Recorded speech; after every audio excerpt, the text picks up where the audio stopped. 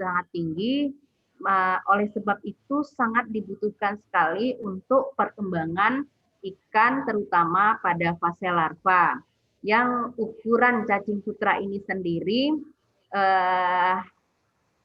sebetulnya itu bisa dikecilkan dengan berbagai proses untuk diberikan pada larva ikan. Nah, kemudian cacing sutra ini sendiri habitatnya adalah di daerah beriklim tropis ataupun subtropis. Nah, terutama pada air tawar yang substratnya itu kaya akan bahan organik, seperti pada aliran sungai, selokan, maupun limbah budidaya. Nah, kenapa kita membudidayakan cacing sutra ini? Kenapa tidak kita ambil saja dari alam misalnya? Nah, kekurangannya kalau dari alam itu biasanya terutama misalnya kita mengambil dari selokan atau got atau parit dan lain sebagainya itu kita tidak tahu apakah cacing sutra ini mengandung bakteri atau bagaimana.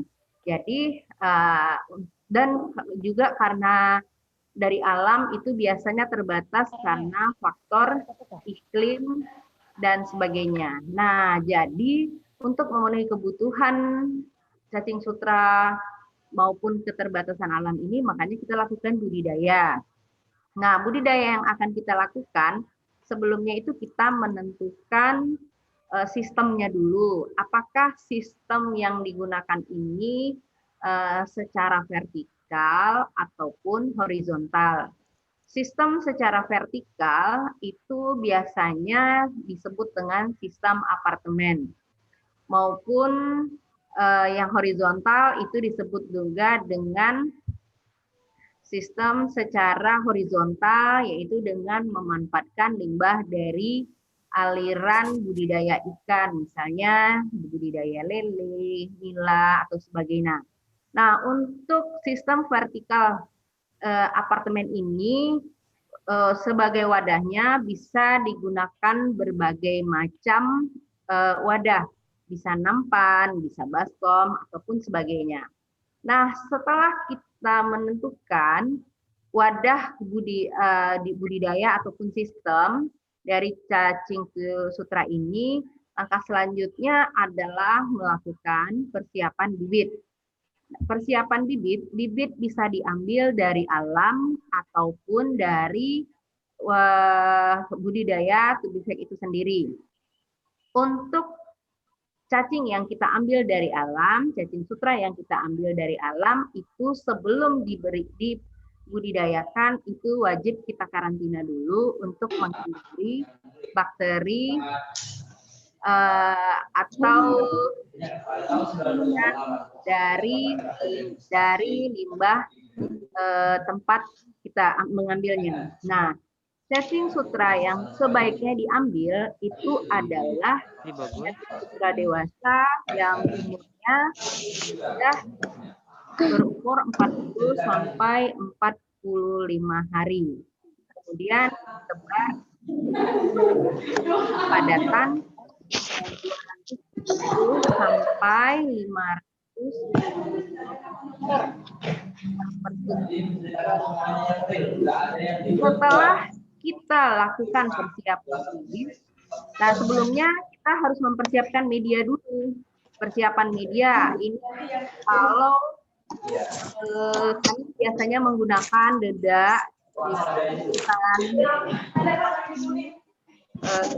organik, molase, bakteri dan air, dan komposisi. Teks di atas, contohnya bibit harus dilakukan juga perawatan. Nah, jadi perawatan itu adalah berhubungan dengan pemberian pakan. Pakan dapat diberikan berupa cairan pakan organik dengan dosis 100 sampai 200 ml per meter persegi. Ya.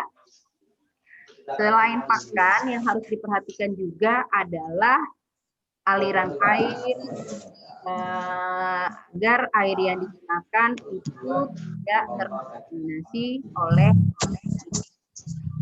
Selanjutnya, setelah proses pemeliharaan, kita langkah selanjutnya adalah cacing sutra. Nah, konsep dari memanen cacing sutra ini adalah kita akan mengurangi koloni pada bagian aktif pada cacing sutra ini dipangkas, maka bagian bawah dari bagian koloni cacing berkembang biak tadi. Nah, jadi setelah beberapa minggu kita lakukan budidaya, itu biasanya kita mulai memanen. Nah, sekarang waktu pemanenan ini benih sebar. Cacing sendiri itu mempunyai fase seperti mulai dari telur, kemudian terbentuk segmen di dalam telurnya, terbentuk embrio, keluar dari kokon, sampai dewasa, itu berusia waktunya adalah 50 sampai 57 hari. Nah, jika yang kita tebar adalah cacing dewasa, panen kita sampai cacing dewasa itu cacing dewasa lagi sekitar 50 hari. Kalau kita tebar itu 50 sampai 57 hari. Kemudian sebetulnya tidak solusi, hanya saja berlaku yang kita lakukan adalah memanen. Kenapa? Karena jika kita tidak berhati-hati dalam pemanenan, cacing sutra yang kita panen itu biasanya cepat mati, sehingga berkurang kualitasnya, dan ketika dijadikan pakan ikan juga nilai gizinya akan berkurang. Putri itu lahir itu pakai ini. Nah, jadi ini cacing sutra pada umumnya Putri itu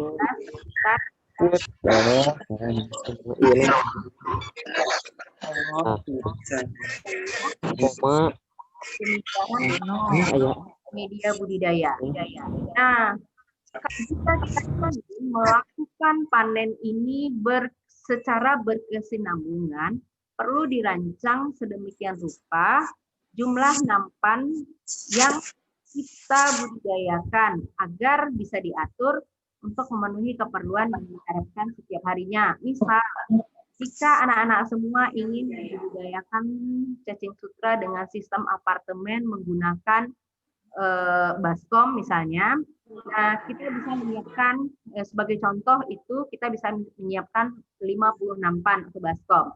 Nah, untuk minggu pertama itu ditebar 10 nampan pertama. Kemudian minggu kedua ditebar lagi 10 pada 10 nampan kedua, sampai di minggu kelima itu di 10 nampan yang kelima. Nah, setelah sampai pada minggu kelima itu cacing sutra sudah bisa dipanen pada nampan yang pertama tadi. Nah, nanti beberapa seminggu setelah itu kita bisa memanen lagi di nampan yang kelompok kedua. Artinya ketersediaan cacing sutra ini selalu terjaga. Jadi pada saat kita butuhkan itu tetap tersedia pada wadah budidaya kita. Nah, berikut adalah langkah dari pemanenan cacing sutra itu sendiri. Yang pertama kita lakukan adalah mengambil koloni cacing sutra dari wadah budidaya beserta sebagian media lumpur substrat lalu masukkan ke dalam wadah. Jadi cacing sutra itu diambil beserta lumpur, kemudian kita masukkan ke dalam wadah untuk pemanenan atau pencucian nanti. Langkah kedua adalah masukkan cacing sutra yang masih bercampur media ke dalam serok atau seser, lalu aliri air dari lumpur atau media. Kemudian hasil saringan ditampung di dalam sebuah wadah atau ember. Nah, jadi posisinya itu ketika kita menyaring cacing sutra yang masih bercampur media tadi, itu di bawahnya tetap kita letakkan wadah penampung. Fungsinya adalah untuk menampung lumpur-lumpur yang dari hasil saringan kita tadi. Kemudian langkah ketiga adalah masukkan cacing hasil saringan ke dalam wadah yang agak besar untuk dicuci. Misalnya dalam hal ini kita menggunakan baskom besar. Kemudian goyang-goyangkan dalam wadah tersebut.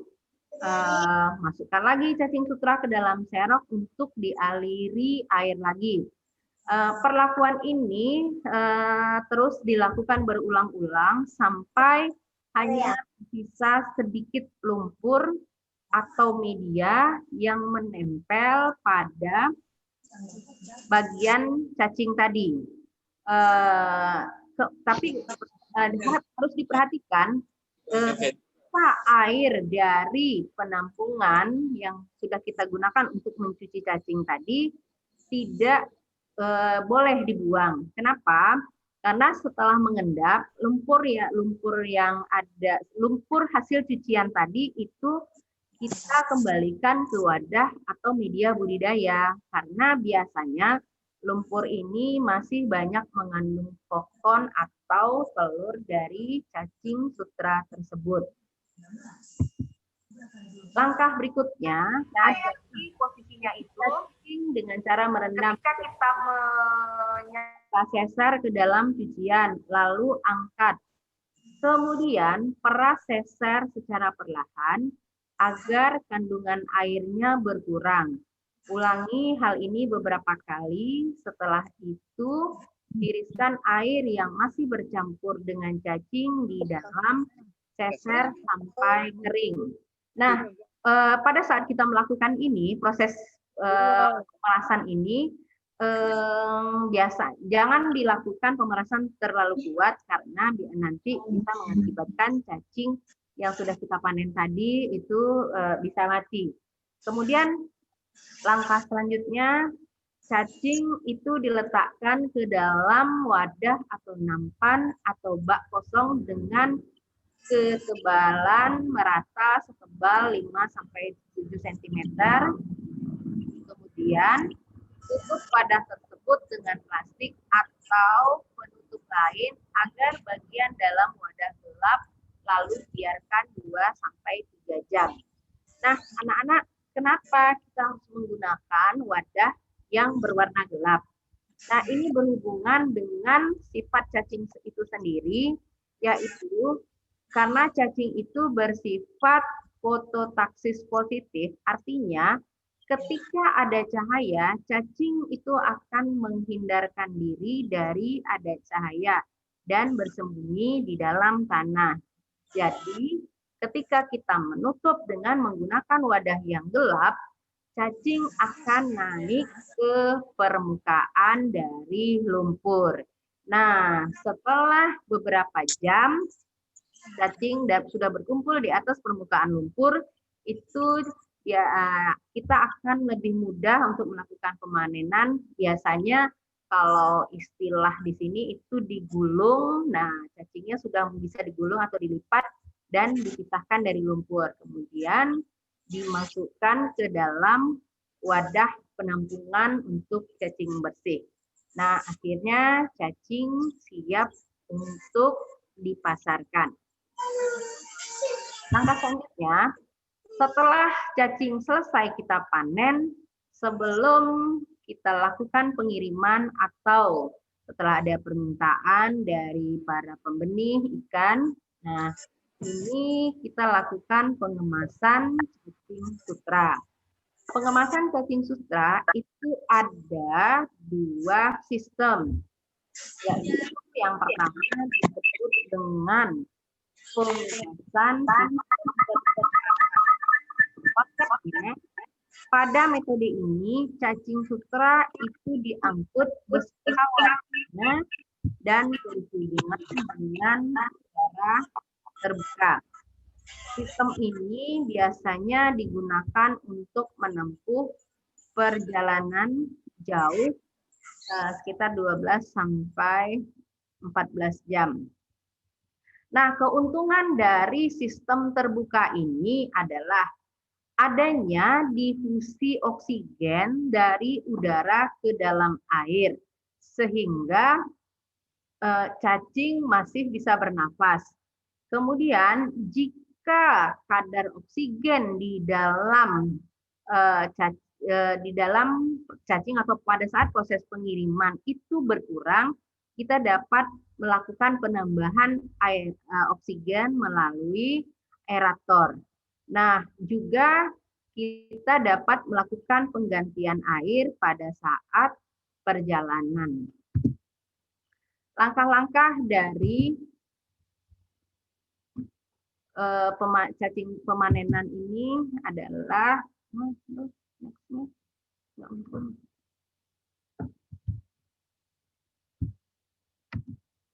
ya, langkah dari pengemasan terbuka ini adalah yang pertama, Ananda harus mengisi bak atau wadah untuk cacing ini dengan ketinggian air itu adalah sekitar 3 sampai 5 cm di atas koloni cacing tersebut.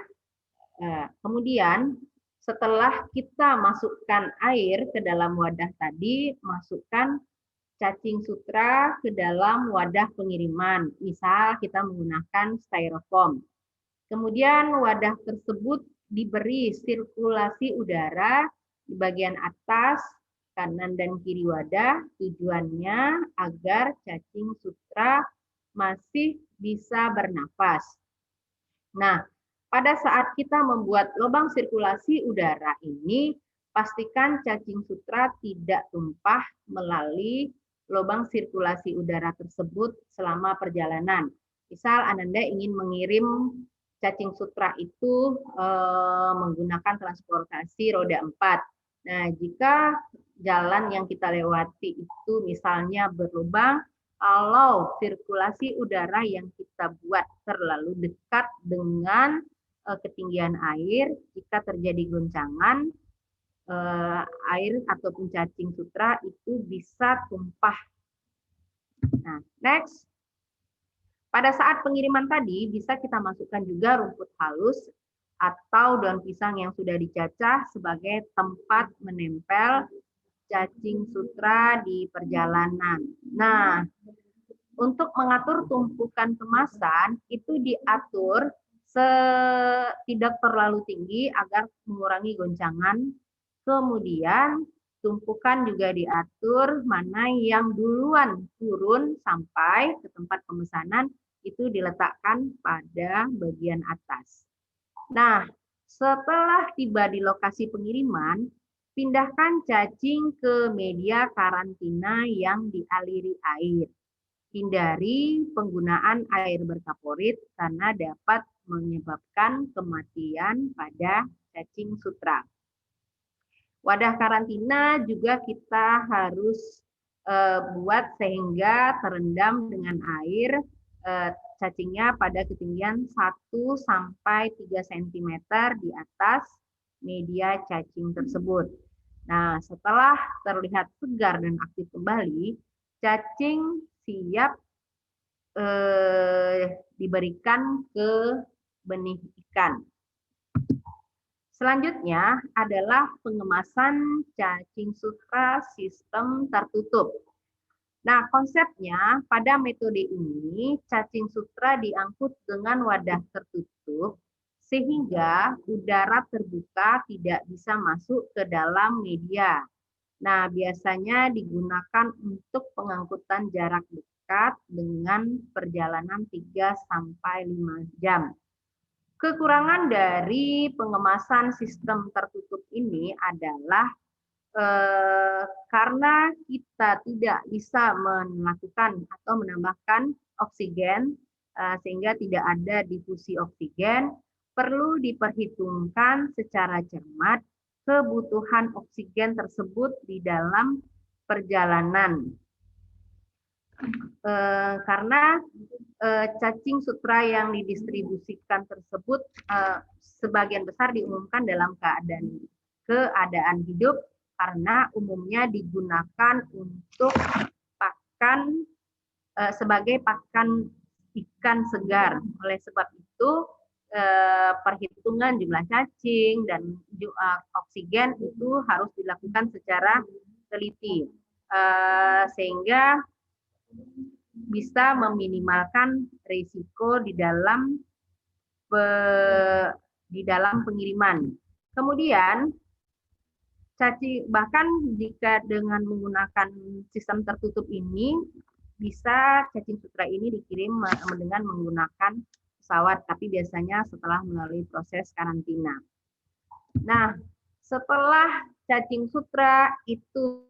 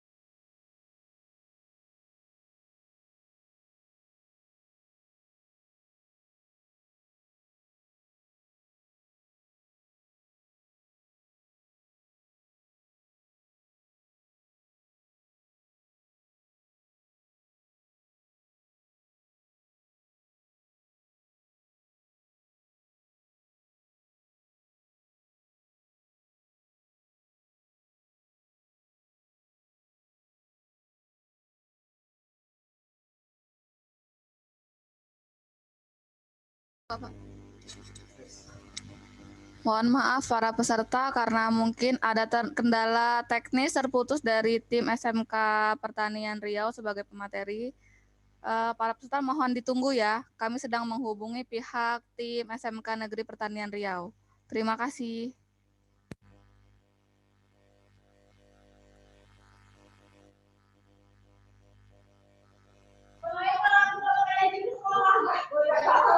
Sama Bu.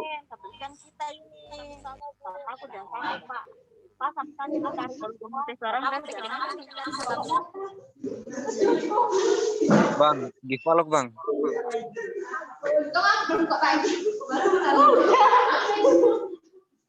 Bang, givalog bang.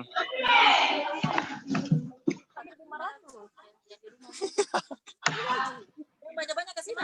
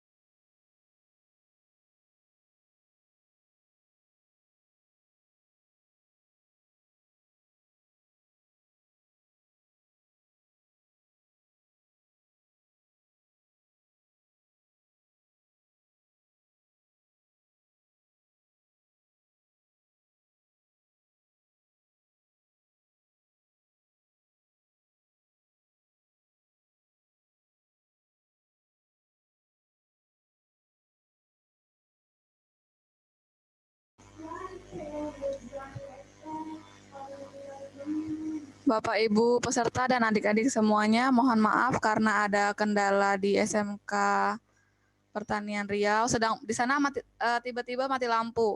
Jadi untuk sementara sembari kita menunggu, mungkin boleh salah satu dari Bapak Ibu pendamping atau adik-adik boleh memaparkan sampai sejauh mana persiapan dari KKSI budidaya cacing tubifax-nya. Mungkin boleh ada salah satu yang memaparkan, atau sekarang sudah ada yang sampai pemasaran atau baru persiapan wadah atau sudah sampai proses budidayanya atau seperti apa. Salah satu boleh memaparkan. Mungkin Bu Yuliana siap Bu, supaya menjadi pembelajaran dan jadi bahan koreksi bagi teman-teman atau peserta yang lainnya. Coba Pak, Bu Yuliana. Ya.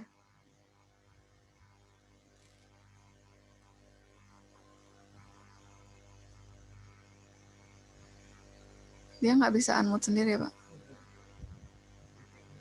Oh iya.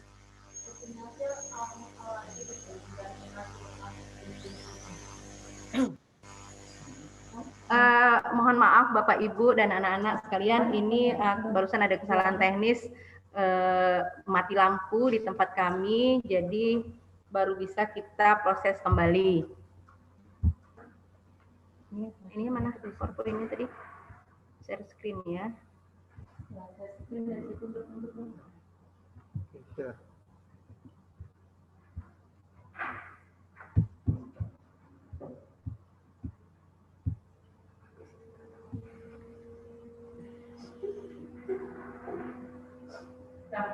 Kembali kita lanjutkan, mohon maaf sebelumnya. Jadi kita lanjutkan, maaf saya ulangi dari pasca panen ya Bapak Ibu dan anak-anak. Kembali setelah kita melakukan pemanenan, produk dari hasil panen kita ini ada dalam 3 bentuk. Yang pertama itu dalam bentuk segar, kemudian kering, dan dalam bentuk beku. Untuk produk segar itu biasanya sering diminati oleh para pembenih ikan karena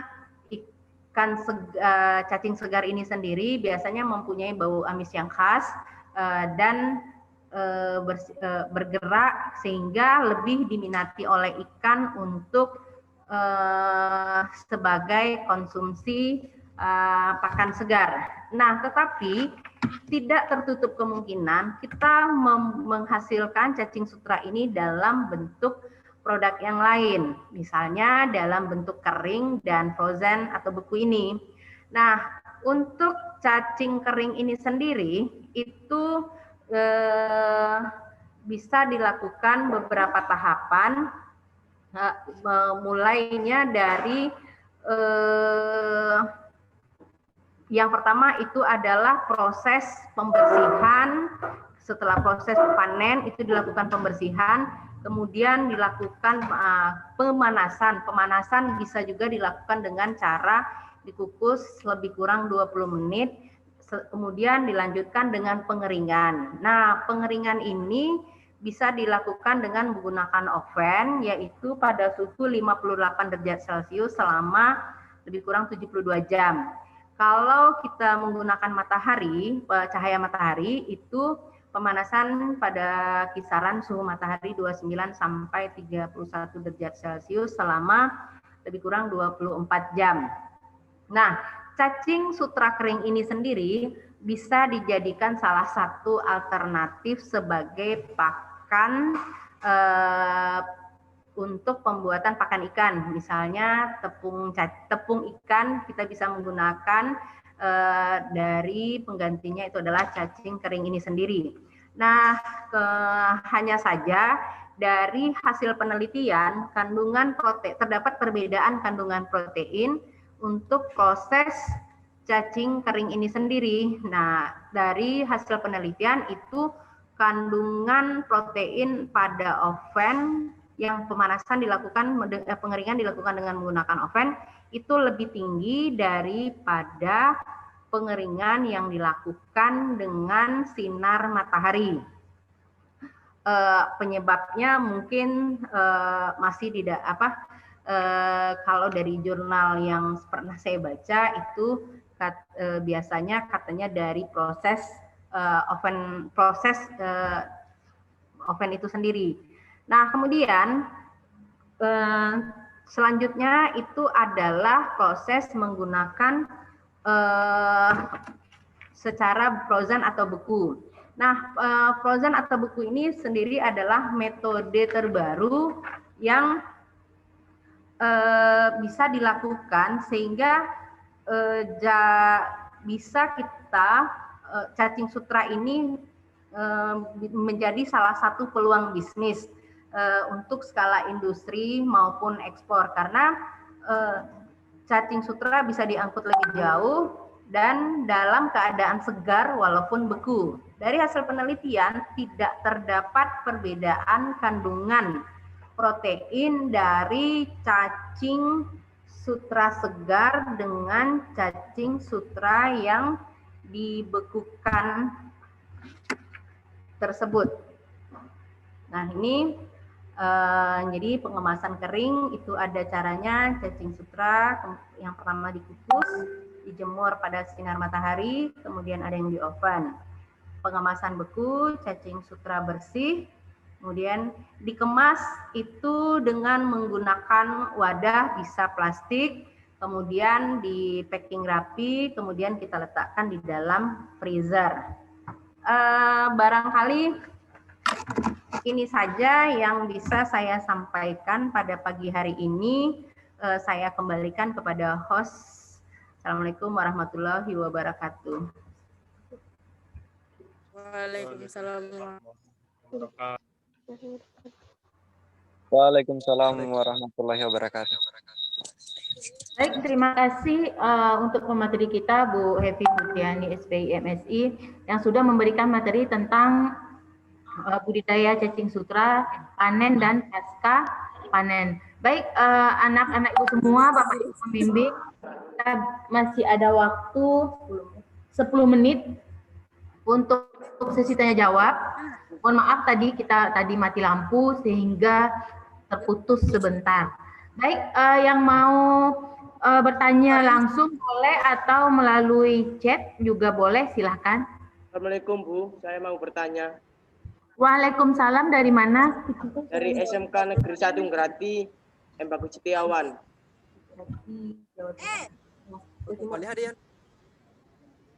Iya, silakan. Mau tanya Bu, waktu panen cacing sutra itu yang baik dilakukan saat apa Bu? Oke. Itu pertanyaannya, panen cacing sutra itu baiknya dilakukan kapan? Baik, yang lainnya biar Dan yang kedua Bu, ada dua Bu. Ya, silakan.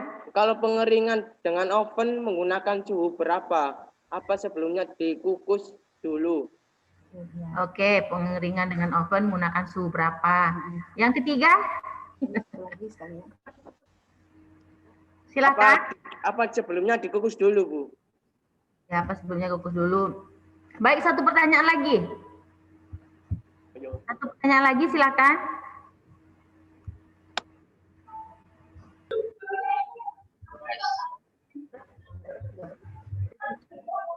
Assalamualaikum, selamat pagi.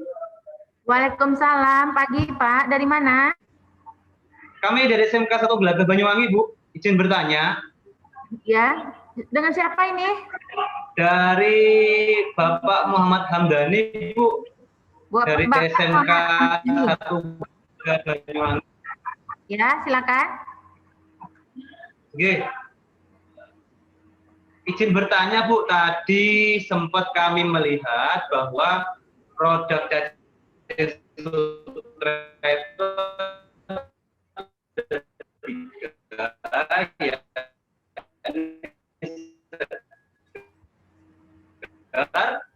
kering dan frozen, Bu.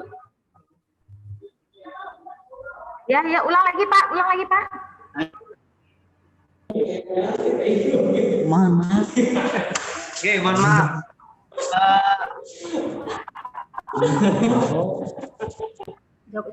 Atau lewat chat aja Pak, di chat aja. Tadi kami sempat melihat Ya.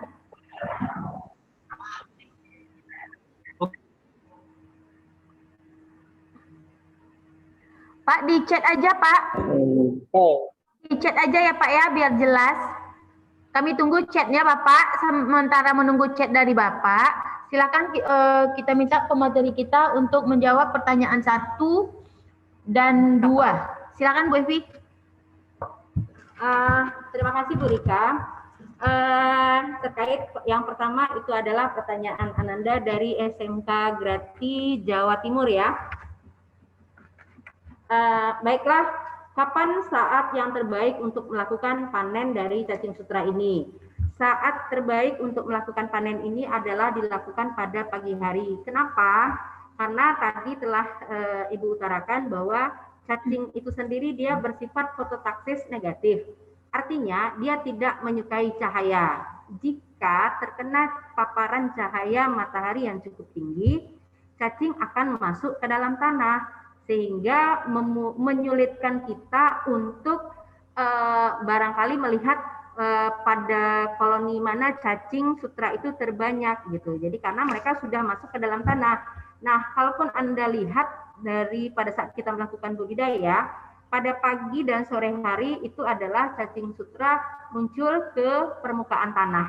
Nah, jadi saat terbaik untuk panen itu adalah pada saat pagi hari. Nah, kemudian pertanyaan kedua, yang proses pengeringan cacing sutra tadi. Biasanya cacing sutra kering ini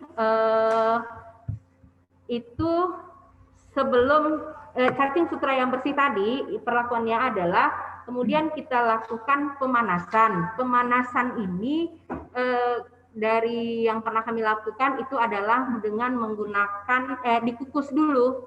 Jadi kemudian baru dijemur atau dijemur dengan sinar matahari selama lebih kurang 24 jam. Nah, alternatif lain bisa juga digunakan dengan memakai oven. Oven ini yaitu pada suhu 58 derajat Celcius lebih kurang 72 jam.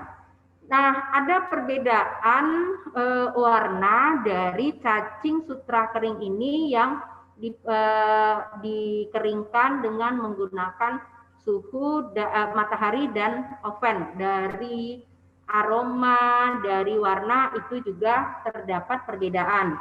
Dari hasil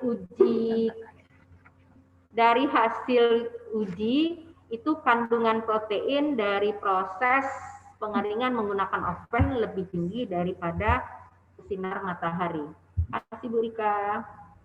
Baik, itu jawaban dari Bu Evi. Nah, karena waktu kita tinggal 4 menit lagi dan Bu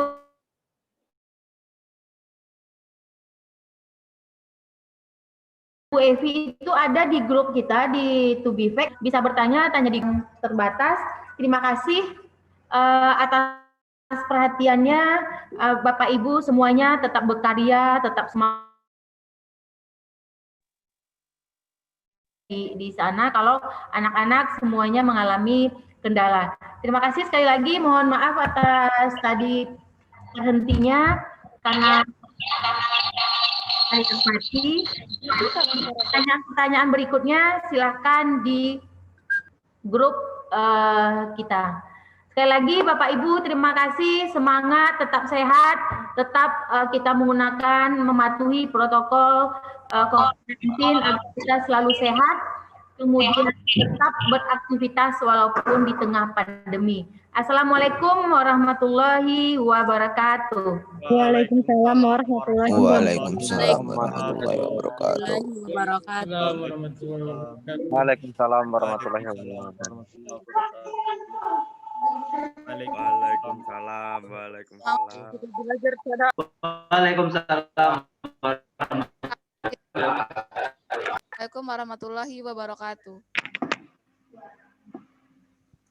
Waalaikumsalam.